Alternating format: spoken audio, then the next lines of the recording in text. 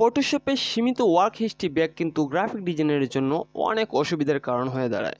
Graphic design করার সময় অনেক সময় কাজে ভুল হয়, যার ফলে আমরা Ctrl+Z চেপে হিস্ট্রি ব্যাগ করে থাকি।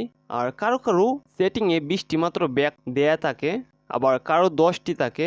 কিন্তু আমরা যদি চাই 1000টি হিস্ট্রি ব্যাগ সেট করতে পারি এবং 1000 বার হিস্ট্রি ব্যাক করে করে আমরা কাজকে ব্যাক করতে পারবো। ওকে, যেমন আমি আমার ফটোশপের হিস্ট্রি ব্যাক যাচাই করার জন্য জাস্ট ব্রাশ টুল দিয়ে কিছু পয়েন্ট এঁকে নিচ্ছি।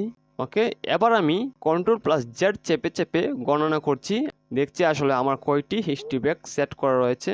একবার প্রেস করলাম, 2 3 4 5 6 7 8 9 10 11। ওকে, দেখতে পাচ্ছি আমার 11 বার হিস্ট্রি ব্যাক হওয়ার পর আর ব্যাক হচ্ছে না, তার মানে আমার মাত্র 11 বার সেট করা রয়েছে। তো এটি 1000 বার করার জন্য আমাকে জাস্ট এডিট মেনুতে যেতে হবে এবং এখান থেকে প্রিফারেন্সে যেতে হবে।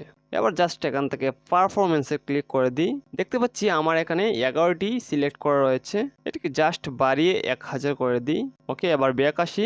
এখন আমরা চাইলে 1000 বার হিস্ট্রি ব্যাক করতে পারবো, কোনো অসুবিধা হবে না। তো এরকম আরও হেল্পফুল ভিডিও পেতে সাথেই থাকুন, আর ভিডিওটি অবশ্যই ফ্রেন্ড সার্কেলে শেয়ার করে দিবেন যাতে তারা এই ভিডিও হতে উপকৃত হতে পারে।